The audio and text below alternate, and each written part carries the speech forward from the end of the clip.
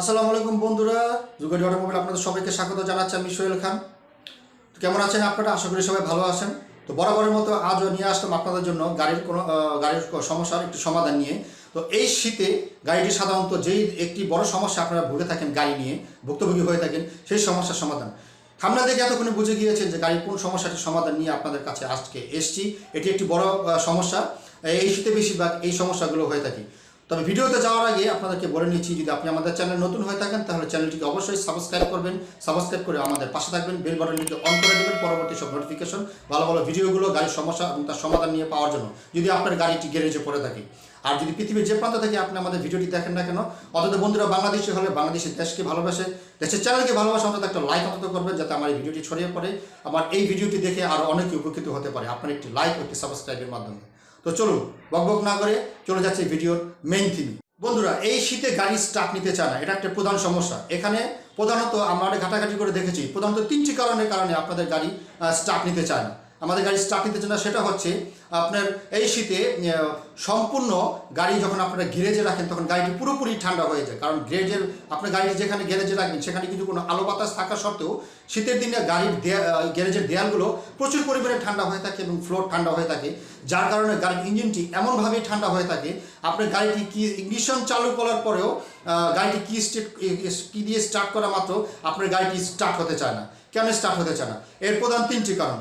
তো চলুন কি এই তিনটি কারণ আজকে জেনে নিই। বিষয়টি খুবই গুরুত্বপূর্ণ, don't be skip any second, ভিডিওটি পুরোপুরি দেখবেন, তাহলে আপনি সমস্যা থেকে সমাধান পেলেও পেতে পারেন। তো চলুন দেখে নিই বন্ধুরা। এক নম্বর সমস্যা হচ্ছে ব্যাটারি। এই শীতে ব্যাটারির অ্যাসিড ঠান্ডা হয়ে যাওয়ার কারণে ব্যাটারি ঠিকমতো ভোল্টেজ উপরের দিকে পাস করতে পারে না, যার কারণে এই ভোল্টেজ ওয়ারিং দিয়ে ডিস্ট্রিবিউটরে এবং ডিস্ট্রিবিউটর থেকে প্লাগে পৌঁছাতে পারে না।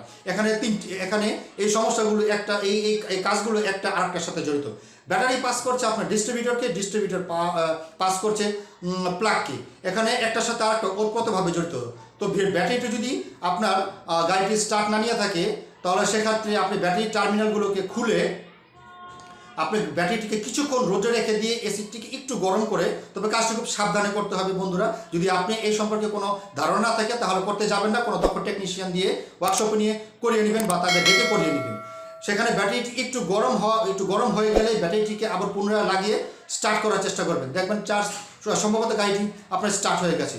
তো দ্বিতীয় সমস্যা হচ্ছে আপনার ডিস্ট্রিবিউটর যদি আপনার কোনো সমস্যা থাকে, তাহলে ব্যাটারি থেকে বিদ্যুৎ পাস করার পরেও ডিস্ট্রিবিউটর আপনার ঠিকমতো বিদ্যুৎ ডিসি ভোল্টেজ প্লাগে পৌঁছাবে না। প্লাগে না পৌঁছার কারণে আপনার এই গাড়িটি স্টার্ট করার পরেও গাড়ি ঠিকমতো স্টার্ট নিতে চাইবে না, কারণ গাড়ির ডিস্ট্রিবিউটর ঠিকমতো ভোল্টেজ বা বিদ্যুৎ ঠিকমতো ডিস্ট্রিবিউট করছে না ডিস্ট্রিবিউটরের মাধ্যমে। সেখানে কোনো না কোনো গোলযোগ অবশ্যই আছে, তাই ডিস্ট্রিবিউটরটিও আপনি চেক করে নেবেন। তৃতীয় সমস্যাটি হচ্ছে বন্ধুরা আপনার গাড়ির প্লাগ, যেখানে প্লাগগুলো হরহামেশাই স্পার্ক করতে থাকে ইঞ্জিনের ভেতর, এবং ঘন্টার পর ঘন্টা মাইলের পর মাইল এই প্লাগগুলো চলতে থাকে এবং জ্বলতে থাকে। এই প্লাগের ভিতরে বন্ধুরা খুব সূক্ষ্ম একটি জিনিস থাকে, সেটি হচ্ছে কার্বাইড। এই কার্বাইড এতটাই শোষণকারী যা এর ভেতর দিয়ে হাজার হাজার ভোল্ট পাস করা পরেও এই কার্বাইড সহজে জ্বলে না। এটাকে যত ভোল্ট দিবেন, যত গরম করবেন, এটা ততই শক্ত হবে, ততই কার্যকরী হবে। তবে আপনার গাড়ি স্টার্ট না নেওয়ার কারণ যদি এই প্লাগও হয়ে থাকে, তাহলে এই প্লাগগুলোকে খুলে একটু ভালো করে পরিষ্কার করে ব্রাশ দিয়ে, নরম করে ব্রাশ দিয়ে পরিষ্কার করে লাগানোর পর যদি গাড়িটি স্টার্ট না হয়, তাহলে বন্ধুরা এই পুরোনো প্লাগগুলো লাগানোর চেষ্টা করবেন না, সাথে এই প্লাগগুলো বদলে ফেলুন। আপনার লক্ষ কোটি টাকা মূল্যের গাড়ির কাছে এই প্লাগটি খুবই নগণ্য বন্ধুরা।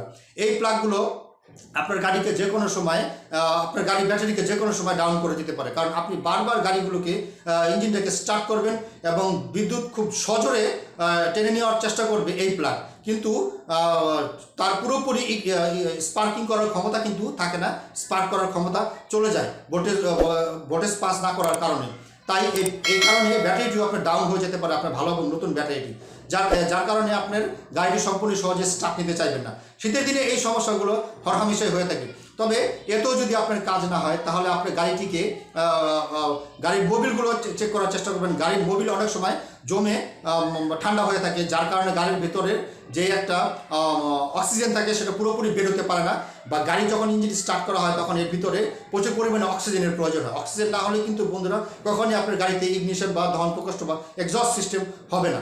তাই এই জিনিসগুলো খুব ভালোভাবে চেক করে নেবেন শীতের দিনে, এবং গাড়িটিকে যতদূর সম্ভব কোনো নর্মাল জায়গা রাখার চেষ্টা করবেন, বা গাড়ি গ্যারেজের থেকে রাখার পরে যদি আপনার গাড়িটি স্টার্ট হয়ে যায় তাহলে তো কোনো কথাই নেই।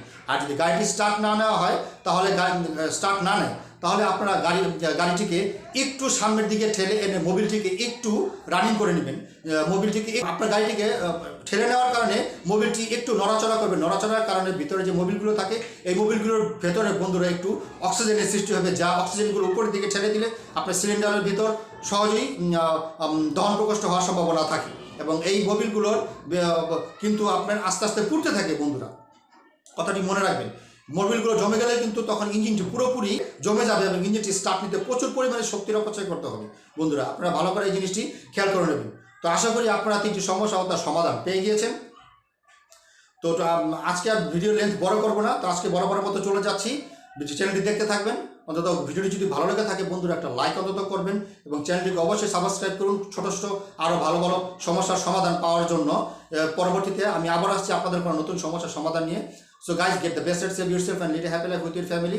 Not to be like randomly after forever. Think about himself. Most people are always worried about you coming back. Stay with us. Keep watching ZUGATI Automobile. Be a part of ZUGATI Automobile. Just like and subscribe the channel only for your car. I'll be right back after the next video. ZUGATI Automobile. ZUGATI Auto, a complete auto solution for next speed generation. চলে যাচ্ছি, আসছি পরের ভিডিওতে। আসসালামু আলাইকুম।